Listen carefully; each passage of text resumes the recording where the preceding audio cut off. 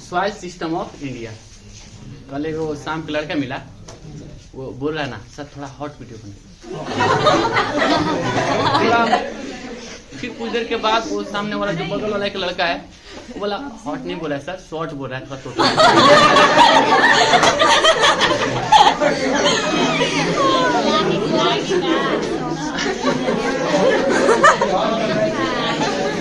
है गुस्सा यहाँ लड़का नहीं है, एक नीला बाहर में, तो उसको अच्छा लगा होगा वीडियो, थोड़ा तोतला टाइप के था वो, अजीब है।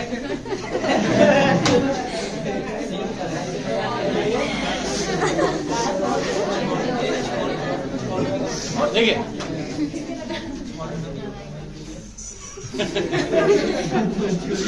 तो भारत की मिट्टियां, सॉइल सिस्टम ऑफ इंडिया। तो सबसे पहले हम ये देख लेंगे कि मिट्टी का निर्माण आखिर होता कैसे है, क्या क्या फैक्टर हुआ, कौन कौन सा फैक्टर मिट्टी बनाने के लिए उत्तरदायी है, मिट्टी को बनाने के लिए क्या क्या जरूरी है, कौन कौन सा चीज जरूरी है, हम ये देख लेंगे। ठीक है, तो सबसे पहले हम ये देख लेंगे कि आखिर मिट्टी बना कैसे। तो आप ये समझ लीजिएगा कि मिट्टी का जन्म चट्टान से ही होता है। ठीक है, मिट्टी का जन्म किससे होता है? चट्टान से होता है। तो चट्टानों के टूटने से ही क्या बनती है? मृदा। इसलिए चट्टान है, बगल में पहाड़ है, ये टूटा और ये बारीक कण में जब हो जाएगा तो ये क्या बन जाता है? मृदा। लेकिन ध्यान रखिएगा, ऐसा नहीं है कि मृदा 1 या 2 दिन में बन जाएगा, कि चट्टान लेके आए और मिक्सी में पीसे ना, ये इससे मृदा इससे नहीं बनती है। काफी समय लगता है, इसमें भौतिक रासायनिक बहुत सारे परिवर्तन होते हैं और इसमें लाखों साल लग जाते हैं मिट्टी बनने में, 1-2 दिन में नहीं बनेगा। ठीक है, उसमें कुछ ह्यूमस की मात्रा मिलती है, ठीक है, कुछ पोषक तत्व और मिलते हैं, कैसे कैसे मिलते हैं, बस वही चीज हम लोग को यहाँ पे पढ़ना है। तो मिट्टी 1 से 2 दिन में नहीं बनता है, इसको बनने में काफी समय लग जाता है। यही कारण है कि मिट्टी जो है अनवीकरणीय पदार्थ है ना, इतना आसानी से नहीं बनाया जा सकता है। हाँ, आज के डेट में बनाया भी जा रहा है तो केवल ह्यूमस वाला पार्ट ही बनाया जा रहा है, ऐसा नहीं कि आप पूरा सॉइल बना लेंगे, इसको बनने में काफी समय लगता है। ठीक है, चलिए मिट्टी के अध्ययन, पेड़ो जहां पे आएगा, पेड़ो तो उसका मतलब होता है मिट्टी। तो लॉजी का अर्थ क्या होता है? अध्ययन। तो पेडोलॉजी का मतलब होता है मिट्टी का अध्ययन। ठीक है, अगला है मिट्टी निर्माण की प्रक्रिया। जेनेसिस का मतलब होता है निर्माण की प्रक्रिया, तो पेडोजेनेसिस का मतलब क्या होता है? मिट्टी निर्माण की प्रक्रिया। देखा जाए तो देखिए, मृदा निर्माण की प्रक्रिया लंबी होती है, जिसके अंतर्गत मृदा में भौतिक, रासायनिक और जैविक परिवर्तन होता है। तो ये 1-2 दिन में तो होगा नहीं, काफी लंबा समय लग जाता है इसमें। ठीक है, फिर अगला इसमें है कि मिट्टी के अध्ययन को क्या कहते हैं? पेडोलॉजी, और मिट्टी निर्माण की प्रक्रिया पेडोजेनेसिस। याद रखिएगा, ये दोनों क्वेश्चन पूछा हुआ है। ऑब्जेक्टिव क्वेश्चन जो आपको करवाएंगे उसमें सारा क्वेश्चन ये सब रहेगा। ठीक है, अब ये पूछेगा कि मृदा विज्ञान के जनक कौन है? तो रूसी वैज्ञानिक हैं। कौन रूसी वैज्ञानिक? डाकुचा। अब ऐसा नहीं, डाकू से मत याद रखना, डाकुचा।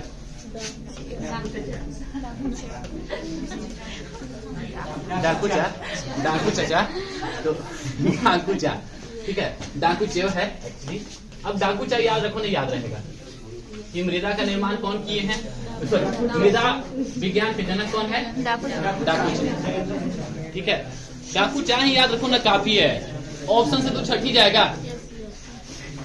ठीक है, ध्यान रखिएगा, सॉइल जो शब्द है आपसे ये भी पूछेगा कि किस प्रकार का शब्द है, किस प्रकार के शब्द से बना है, तो लैटिन भाषा के सोलम से बना है, SOLUM। तो ये लैटिन शब्द से बना है, सोलम से बना है। ठीक है, अब मिट्टी की उत्पत्ति को प्रभावित करने वाले कारक कौन कौन होंगे?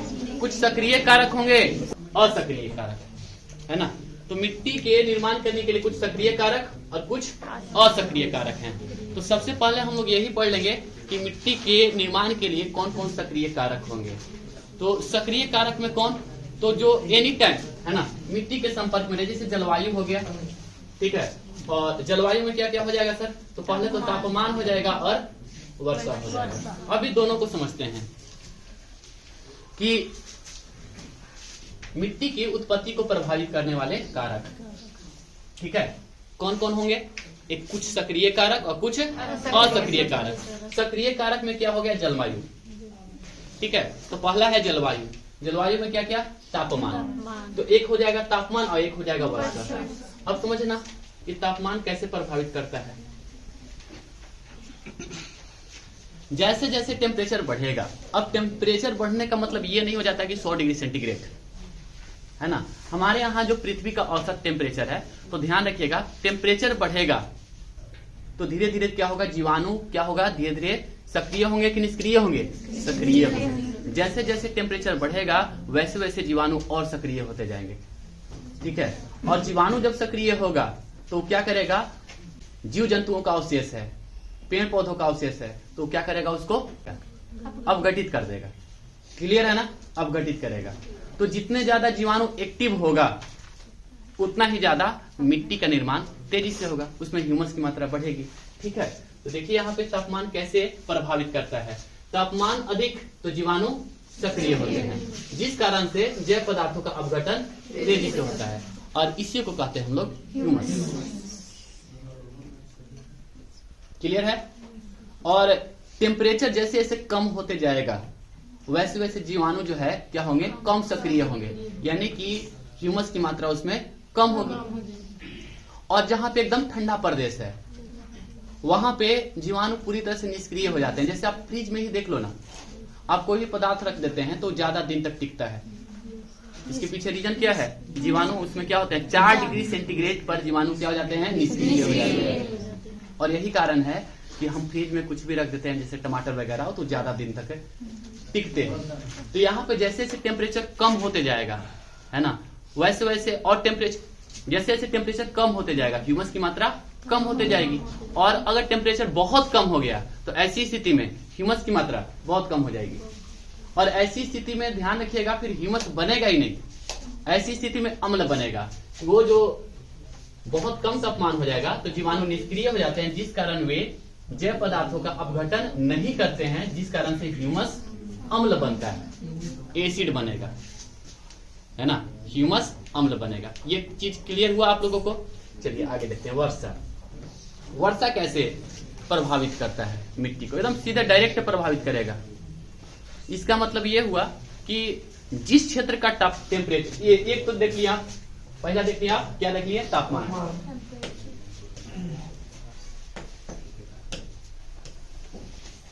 तो ये तो आप बता ही सकते हैं कि टेम्परेचर कहाँ ज्यादा होगा, टेम्परेचर कहाँ कम होगा। ठीक है, उस आधार पर हम ये बता सकते हैं कि ह्यूमस कहाँ ज्यादा होगा और ह्यूमस कहाँ कम होगा। क्लियर है ना? दूसरा होता है इसमें कारक हो गया वर्षा ना। ध्यान रखिएगा, जहां पे वर्षा अधिक होगा, जहां पर भी वर्षा अधिक होगा, है ना, और जब वर्षा का पानी जमेगा तो वर्षा में कुछ मिट्टी का कण भी क्या होगा? इसमें घुलेगा। तो मिट्टी में घुलनशील जो भी पदार्थ होगा वो कहाँ जाएगा? सर नीचे चला जाएगा। समझ में आया? मिट्टी में जो भी घुलनशील पदार्थ है वो कहाँ चला जाएगा? नीचे। जैसे आप सिरका देख लीजिए, जैसे चूना देख लीजिए, वो किस में घुल जाता है? जल में घुल जाता है, तो ये चला जाएगा नीचे।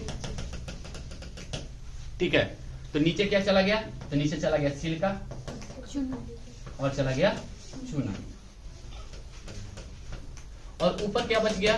तो भारी पदार्थ बच गया, लोहा और एल्यूमिनियम के ऑक्साइड बच गया, है ना। और जिसमें लोहा और एल्यूमिनियम के ऑक्साइड रहे शेष, उसी मिट्टी को कहते हैं हम लोग लैटेराइट मिट्टी।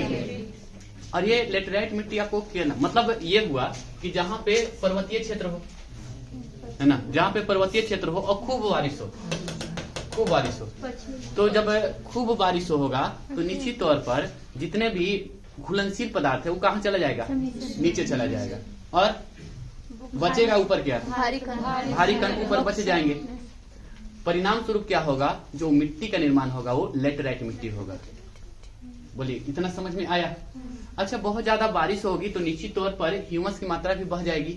इसका मतलब ये मिट्टी जो है ज्यादा उपजाऊ होगा कि कम उपजाऊ होगा? कम उपजाऊ होगा। और यही कारण है कि लैटेराइट मिट्टी में जो भी पेड़ पौधे होंगे वो ज्यादा बड़े बड़े नहीं होंगे, बौने बौने होंगे, छोटे छोटे होंगे। और यही कारण है कि इन मिट्टियों में मसाला का जो बगानी होती है, खेती होती है, वो ज्यादा होती है। तो इस तरह का हम देखेंगे मिट्टी अगर देखें तो 200 सेंटीमीटर से अधिक वर्षा आपका कौन सा तट पे होता है? पश्चिमी तट पे होता है। तो ये यहाँ पे देखेंगे एक कार्डमम हिल्स भी है ना। तो एक चीज तो याद हो गया होगा कि लेटराइट मिट्टी कहाँ होता है। क्लियर? एक तो वर्षा ज्यादा होना चाहिए, दूसरा पर्वत होना चाहिए। क्लियर है ना। तो वहां पे कौन सा मिट्टी होगा? लेटराइट मिट्टी होगा। तो अधिक वर्षा के कारण लेटराइट मृदा का निर्माण होता है, क्योंकि जल में घुलनशील पदार्थ सिलिका और चूना, घुलनशील पदार्थ कौन कौन? सिलिका और चूना पानी के साथ जमीन के नीचे चले जाते हैं और सतह पर लोहा और एल्युमिनियम के ऑक्साइड की मात्रा ज्यादा मिलते हैं। इस प्रक्रिया को क्या कहते हैं? निछालन या फिर लीचिंग या फिर अपवाहन कहा जाता है। जैसे अभी एग्जाम्पल जो हम आपको बता रहे थे वो केरला के तट का बता रहे थे। जैसे केरला के पश्चिमी घाट पर निछालन की क्रिया अधिक होती है, जिस कारण ये लेटराइट मिट्टी का जिस कारण से यहाँ लेटराइट मिट्टी का निर्माण हुआ है। क्लियर हुआ यहाँ तक? और देख लीजिए विषुवतीय प्रदेशों में भी निछालन की क्रिया क्या होती है? अधिक होती है, क्योंकि खूब वहां पे पानी बरसता है। फिर आगे देखिए, निछालन से मिट्टी में मौजूद क्षार, नमक घुलता है और निष्कासित हो जाता है।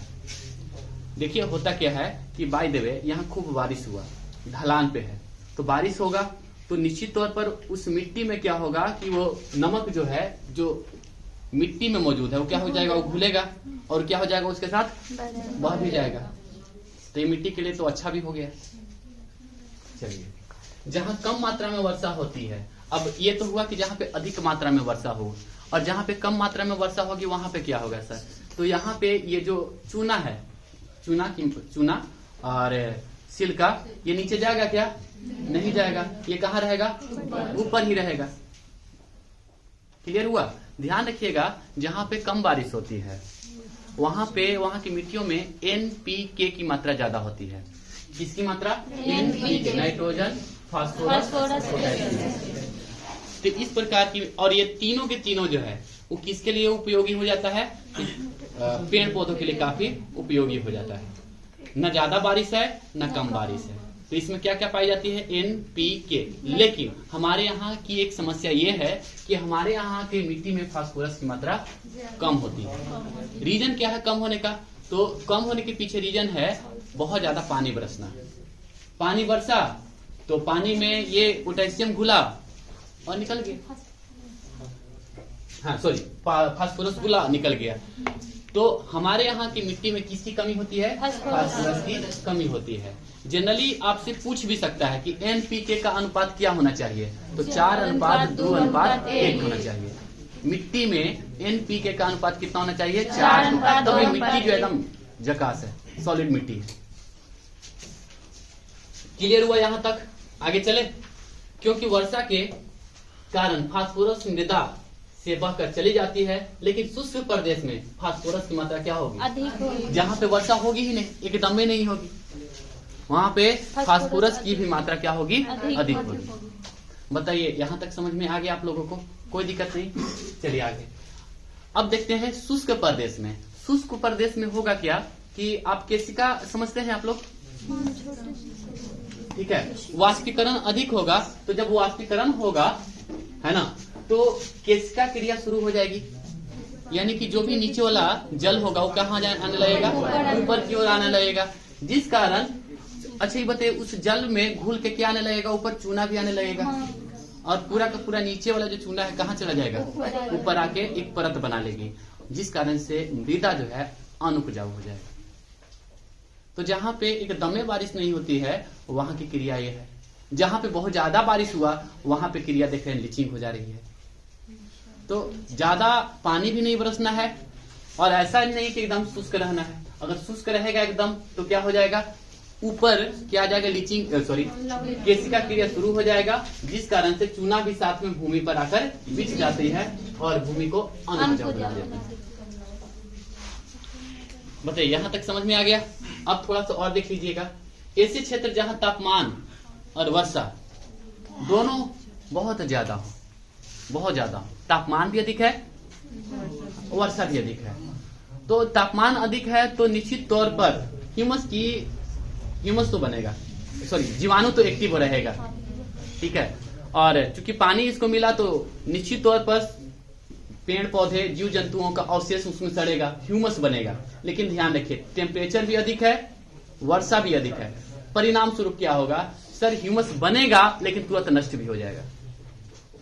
क्लियर? तो एक ऐसा क्षेत्र है विषुवतीय प्रदेश, वहां पे ह्यूमस की मात्रा क्या होगी, ज्यादा कि कम? नहीं सर, कम होगा, क्योंकि वहां पे टेम्परेचर भी अधिक है, वर्षा भी अधिक है, ठीक है। ध्यान रखिएगा, अगर ह्यूमस ज्यादा होगा तो मिट्टी जो है गहरा रंग का हो जाएगा। कैसा रंग का हो जाता है? गहरा रंग का हो जाएगा। तो कोई भी मिट्टी आप देखें थोड़ा गहरा रंग के, गहरा काला टाइप के है, तो समझ लेना कि उसमें किसकी मात्रा अधिक है, ह्यूमस की। और ह्यूमस ज्यादा हुआ तो मिट्टी उपजाऊ ज्यादा होगा, ठीक है। ह्यूमस ज्यादा तो मृदा का रंग गहरा। जलवायु मृदा का रंग, मुख्य घटक मृदा की प्रकृति का निर्धारण करती है। क्लियर हुआ? तो जलवायु से क्या पता चला, मृदा का रंग पता चला, लाल भी हो सकती है, काली भी हो सकती है। तो जलवायु बताएगा कि किस प्रकार की जलवायु में वो मिट्टी रह रहा है, ठीक है। अब आते हैं, एक तो आप देख लिए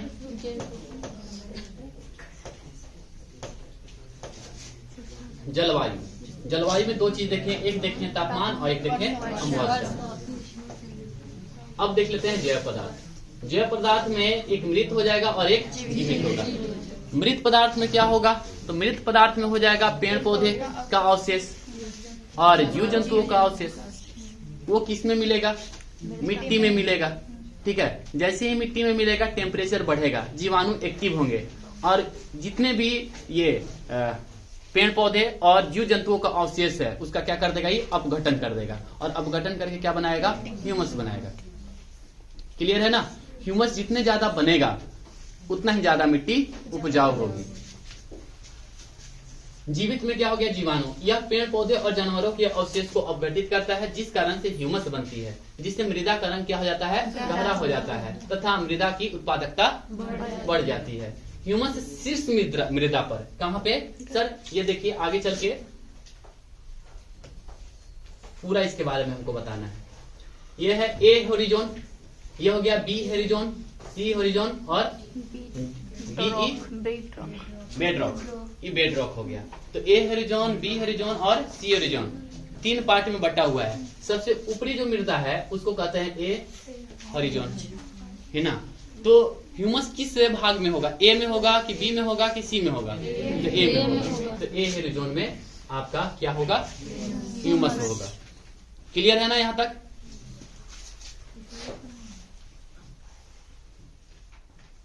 किधर गया,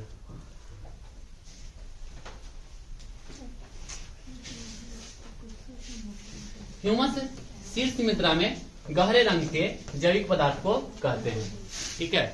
मृदा में थोड़ा थोड़ा कंकड़ भी रहता है, बालू भी रहता है और काला पदार्थ भी रहता है। जो काला पदार्थ है उसी को क्या कहते हैं हम लोग, ह्यूमस कहते हैं। ये ह्यूमस कहाँ मिलेगा, नीचे मिलेगा कि ऊपर मिलेगा, जमीन में मिलेगा, ऊपर ही मिलेगा, शीर्ष मृदा पर ही मिलेगा।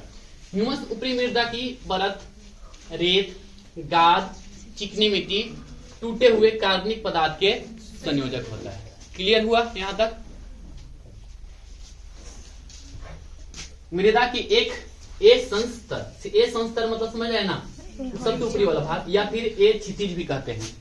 ए संस्तर भी होगा या फिर ए क्षितिज में ह्यूमस पाया जाता है। क्वेश्चन पूछा हुआ भी है कि बताइए मृदा के किस संस्तर में ह्यूमस की मात्रा पाई जाती है। चलिए क्वेश्चन आपको दिखाते हैं, इसलिए आप इसको इग्नोर बिल्कुल मत करना, है ना, कि ऐसा मत समझे कि हम फालतू की चीज बता रहे हैं।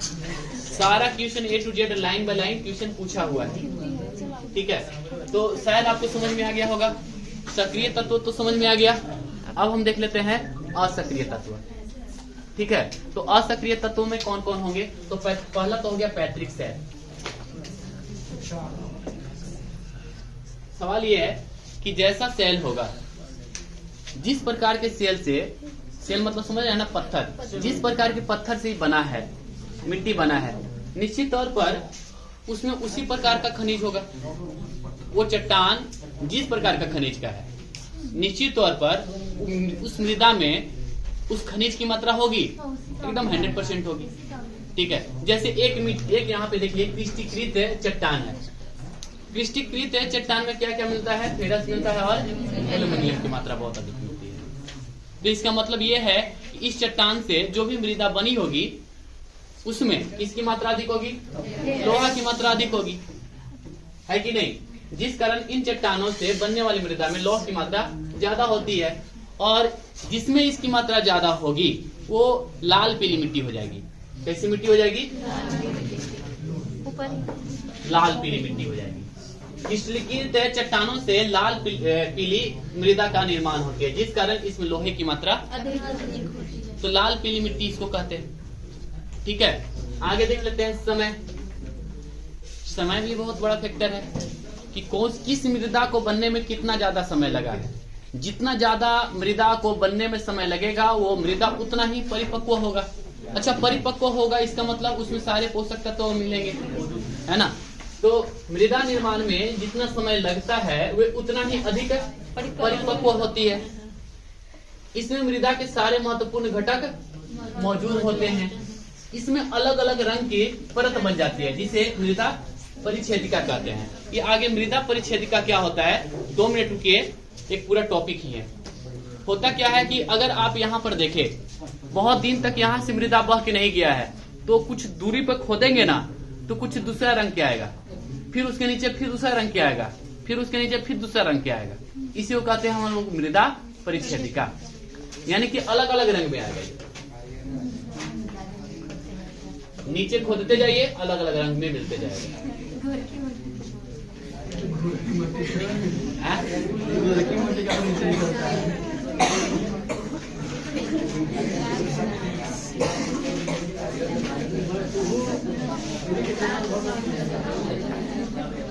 मृदा परिच्छेदिका समझ में आ गया। अगला है आपका उच्चावच। उच्चावच मतलब होता है ऊंचाई, है ना? उच्चावच भी बहुत बड़ा फैक्टर ये है।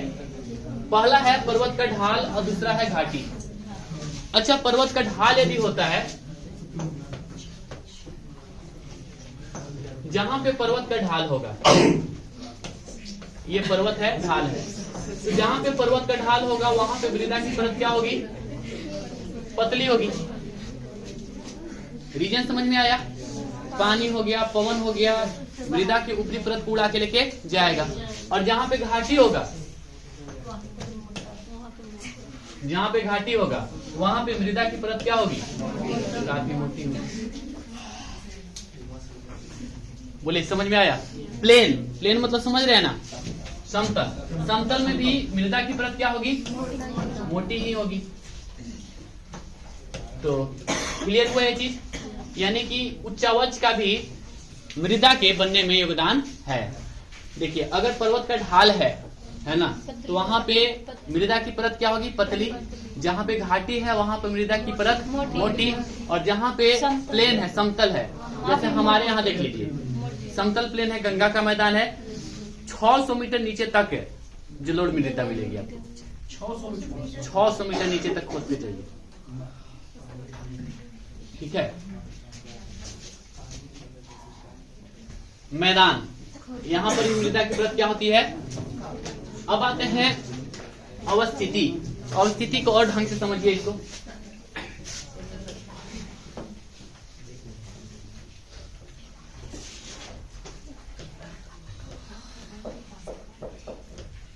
तो 2 प्रकार की होगी। एक होगी क्षेत्रीय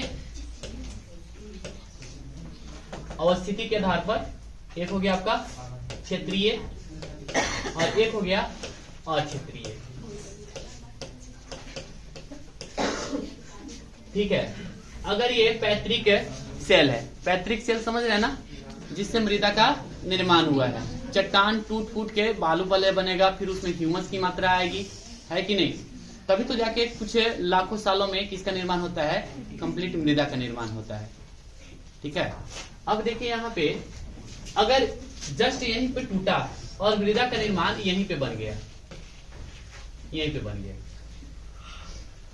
ठीक है, जस्ट इसे पर्वत के नीचे, तो अब हम इसे क्या कहते हैं? इसे कहते हैं हम क्षेत्रीय। लेकिन ऐसा जगह जहां पे खूब बारिश हो रही है, वहां से क्या होगा, ये मृदा जो है आगे बढ़ जाएगी। ये क्या हो गया, अक्षेत्रीय। अब जरा ये देखना,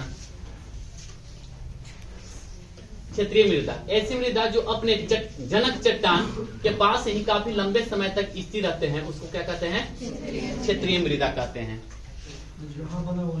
हाँ, वहीं पे रह जाता है, तो क्षेत्रीय मृदा हो गया। अच्छा, ये बताइए, ये मृदा मतलब बालू का कण, रेत का कण, अगर इसमें लोहा की मात्रा है तो निश्चित तौर पर इसके मृदा में भी लोहा की मात्रा होगी, यानी कि जनक चट्टान जैसा होगा मृदा भी वैसी ही होगी, क्योंकि जस्ट नीचे है। लेकिन अगर वायु के कारण या फिर पानी के कारण बह के आगे निकल गई, तो हो सकता है कि आगे जाके कुछ अन्य तत्व भी उसमें आके मिल गए होंगे, क्योंकि अन्य दूसरे चट्टान से भी आके पानी तो मिला होगा। इसका मतलब होता है कि धीरे धीरे पैतृक गुण क्या होते जाता है, कम होते जाता है। तो क्षेत्रीय में पैतृक गुण होता है और अक्षेत्रीय में पैतृक गुण कम होता है। ऐसा नहीं कि नहीं होता है, एकदम ही नहीं, कम होता है। इसके कारण है ना, इसका अपरदन क्या होता है, कम होता है, और इसमें अपरदन ज्यादा होगा। फिर मृदा के कण क्या होंगे, इसमें मोटे होंगे, और इसमें मृदा के कण पतले होंगे। क्लियर है ना, तो इसमें मृदा के कण पतले होंगे और इसमें मोटा होंगे। क्यों? क्योंकि ये जो है पानी के द्वारा जैसे जैसे आगे बढ़ेगा वैसे वैसे क्या होते जाएगा, टूटते जाएगा। और ये चूंकि जैसे ही यहाँ से टूटा और आके एक जगह इकट्ठा हो गया, तो यहाँ पे कण जो होंगे मोटे होंगे, और अक्षेत्रीय में क्या होंगे, कण जो है क्या होंगे, पतले होंगे। ठीक है। इसके अलावा मृदा परिच्छेदिका का निर्माण होगा। यहाँ पे एक ही सॉइल लंबे समय तक एक ही जगह अगर रह जाए तो धीरे धीरे क्या हो जाता है, मृदा परिच्छेदिका का निर्माण हो जाता है। बस नेक्स्ट टॉपिक आपका वही है, मृदा परिच्छेदिका। इसका मतलब ये हुआ कि यहाँ पे अगर मृदा किसी रंग का है, थोड़ा सा और नीचे जाएंगे तो ये दूसरा कलर का हो जाएगा, फिर ये कोई दूसरा कलर का होगा, फिर ये कोई दूसरा कलर का होगा। तो ये होगा मृदा परिच्छेदिका। तो क्षेत्रीय में मृदा परिच्छेदिका का निर्माण होता है, जबकि अक्षेत्रीय में ये तो बहते चला जा रहा है, एक जगह इकट्ठा हुआ ही नहीं, तो मृदा परिच्छेदिका का निर्माण नहीं होगा, नहीं होता है, कम नहीं। अक्षेत्रीय ऐसी मृदा जो अपने जनक चट्टान के पास ही न रहकर वर्षा या वायु के कारण आगे बढ़ जाती है, उसे अक्षेत्रीय मृदा कहते हैं। इस पर जनक सामग्री का प्रभाव कम होता है। ठीक है। साथ ही साथ इसका अपरदन भी क्या होता है, ज्यादा होता है। मृदा के कण बारीक होते हैं, जल ग्रहण क्षमता ज्यादा, और उसमें क्या होगा, है ना। देखिए, अगर मृदा का कण बड़ा बड़ा है तो निश्चित तौर पर पानी जो आएगा उस सड़क से कहाँ चला जाएगा, नीचे। लेकिन अगर कण बारीक रहा तो जल रोकने की क्षमता क्या होगी, ज्यादा होगी। क्लियर है ना। जैसे आप काली मिट्टी देख लीजिए, जल रोकने की क्षमता उसमें क्या होती है, ज्यादा। लेकिन बलुई मिट्टी है, उसमें जल रोकने की क्षमता कम होती है, नीचे चला जाएगा। तो चलिए बताइए, क्षेत्रीय में जल रोकने की क्षमता अधिक होगी कि अक्षेत्रीय में? अक्षेत्रीय में। क्यों? क्योंकि उसका कण क्या होता है, बारीक। चलिए, मृदा परिच्छेदिका का निर्माण नहीं होता है, जिस कारण से अपरिपक्व मृदा मानी जाती है। अब अगला फैक्टर मानव भी है, लेकिन मानव जो है मृदा पर निगेटिव प्रभाव ही डालता है, पॉजिटिव प्रभाव तो डालेगा नहीं। ठीक है। कैसे सर? तो सबसे पहले तो आप ये देख लीजिएगा, वन की कटाई। वनों की कटाई से क्या होगा, है ना, अपरदन की क्रिया ज्यादा होगी, मिट्टी का नुकसान ज्यादा पहुंचेगा।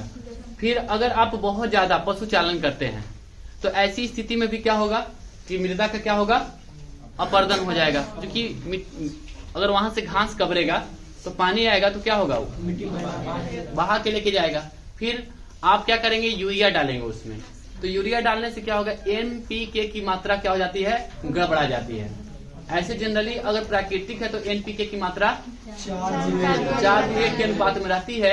लेकिन यदि आप यूरिया या फिर कोई अन्य खाद डालते हैं तो परिणाम स्वरूप क्या होता है कि मृदा में इसकी मात्रा क्या होती जाती है, कम बेसी, मतलब गड़बड़ा गया, जिस कारण से मृदा जो है क्या हो गया, आपका कुछ समय के बाद डेड हो जाएगा। क्लियर है यहाँ तक?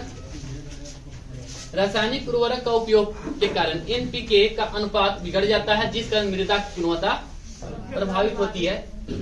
वनों को काटने से मृदा अपरदन क्या हो जाता है, बढ़ जाता है। अतिचारण, मवेशी चारण से भी मृदा का अपरदन होता है। अब सवाल है कि एक मृदा में होता क्या क्या है, किस किस चीज से मृदा बनता है। 2-3 चीज तो आप लोग देख ही लिए। एक तो आप देख लिए क्या, खनिज पदार्थ 40 से 45%। इसके अलावा ह्यूमस 5 से 10%। मृदा जल, क्योंकि मृदा में क्या होती है, जल भी होती है ना, तो 25%। मृदा में क्या होती है, वायु भी होती है, उसको क्या कहते हैं हम लोग, मृदा वायु। और फिर सूक्ष्म जीव, ये सब मिलके क्या करते हैं, एक मृदा का निर्माण करते हैं, जीवित मृदा का निर्माण करते हैं। बताइए क्या क्या चीज हुआ। तो पहला तो आपका हो गया ह्यूमस, ठीक है, खनिज पदार्थ, फिर मृदा जल, मृदा वायु और जीवाणु। इसमें सबसे अधिक मात्रा में क्या होगा, तो खनिज होगा। मात्र 5 से 10% ही क्या होता है, ह्यूमस होता है, 5 से 10%। मृदा में जल की मात्रा 1/4 और 1/4 क्या होता है, वायु होता है। और कवक और जीवाणु तो होंगे, बैक्टीरिया